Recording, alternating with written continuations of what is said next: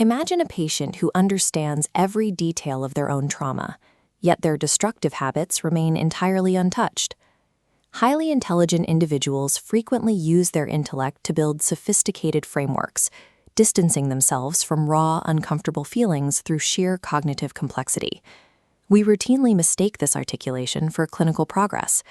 In reality, it functions as a secondary defense mechanism, intellectualization. Treatment resistance in these cases operates as an active, highly structured financial system. Specifically, the patient is running an emotional Ponzi scheme on themselves. You cannot dismantle a Ponzi scheme by asking the accountant to reflect on their childhood. You have to freeze the assets. It requires an immediate somatic disruption. Feeding traditional cognitive therapy into an intellectualized system simply gives the defense more raw material to justify its own existence. In moral reconation therapy, the protocol for breaking this system is called Step 2, the disloyalty escape. In this clinical context, disloyalty refers to the gap between a patient's internal reality and their curated external persona. To protect that persona, the patient maintains a psychological distance from everyone around them. This calculated isolation is the ranged self. This graphic maps the factual trajectory of the patient's defenses. It features an armored knight, representing the heavy shell guarding a self it believes is worthless. Maintaining that armor requires constant vigilance. Over time, the defense itself becomes a self-imposed prison. The clinical term for this perimeter is the box of disloyalty. Continuous lies and daily rationalizations provide the structural integrity for this box. To escape, the patient must target the specific behaviors that build the walls, rather than the historical trauma that inspired them. To stop laying those bricks, we have to isolate the behavioral circuit funding the operation. We call this the economy of self-loathing. It starts with a core belief in total worthlessness.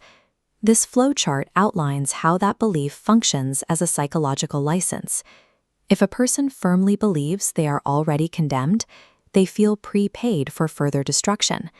The license guarantees the indulgence. After the self-sabotage comes the guilt. But here, guilt is not a deterrent. It acts as an interest payment on a moral debt. Paying the interest through guilt allows the patient to avoid retiring the principal debt through actual behavior change. This closed economy treats intimacy as an existential threat. If a partner gets close enough to value the patient, that love disconfirms the worthlessness and revokes the license to self-sabotage. The patient isolates themselves to keep the racket going. This self-loathing is a profitable strategy designed to protect them from the vulnerability of genuine growth. Over years, that isolated loop scales into a systemic crisis. To keep the narrative intact, the patient must constantly issue new emotional debt, telling new lies and performing complex routines to service their older, compounding liabilities. Running a ledger like this requires a specific autonomic state. We call it extractive accounting. The patient relies on sympathetic nervous system mobilization, chronic fight or flight energy, just to outrun the accumulating fatigue. Even self-awareness is weaponized. This text box shows how the intellect perfectly maps its own pathology while simultaneously refusing to dismantle it. Eventually, the intellect runs out of ways to rationalize the behavior. The returns diminish, the fatigue compounds, and the entire structure crashes. You cannot audit an emotional Ponzi scheme. You have to break the accounting rules the system runs on. Moral reconation therapy achieves this through one non-negotiable rule. You must correct your lies as soon as possible. This is not a moral judgment. It is a mathematical circuit breaker.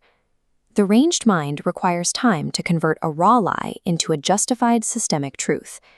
Any delay between the deception and the correction gives the intellect the opportunity to deploy complexity bias and defend the behavior. Correcting the lie immediately denies the cognitive architecture that time. This shift from analysis to immediate action changes the patient's relationship with time. It is an ontological pivot, a change in how they inhabit their own reality. Speaking the truth publicly forces the nervous system to abandon its defensive mask in real time. This creates a sharp physical shock, a somatic disruption, as the body's established protective patterns are suddenly stripped away. In that exact second, the patient must override the intense physiological resistance of their own defensive personality. This intervention targets the precise moment of delay the intellect needs to manufacture its defense. Clinical shame thrives in the dark. It lives entirely in the hidden gap maintained by the ranged self. When a lie is corrected publicly and immediately, that gap is exposed to the light. The shame loop is stripped of the secrecy it needs to compound. This image illustrates the collapse of those defenses, mapping the transition from the heavy factual armor to the open arms of the counterfactual path. By abandoning the deception, the nervous system shifts into regenerative accounting. Liabilities are cleared in real time, rather than carried forward. As the defense collapses, the constant mobilization of the sympathetic nervous system finally settles. Heart rate and breathing normalize as the body returns to a state of ventral vagal safety. True autonomic safety is achieved by dismantling the false persona, never by armoring it. The final requirement for passing MRT Step 2 is a formal group testimony. The patient stands before the clinical community and renders their new, unarmored internal map perfectly legible in plain language. This blueprint pinpoints the philosophical center of that new identity. The hub is emptiness, or anatman. It is the stabilizing absence of ego clinging, replacing the fragile shell of the old persona. By delivering the testimony, the patient proves their commitment to reality now supersedes their commitment to their defense. The box of disloyalty dissolves. It falls apart because the patient has abandoned the deception required to maintain its walls. Genuine psychological recovery begins the exact moment the principal debt is retired. The economy of self-loathing is officially bankrupt.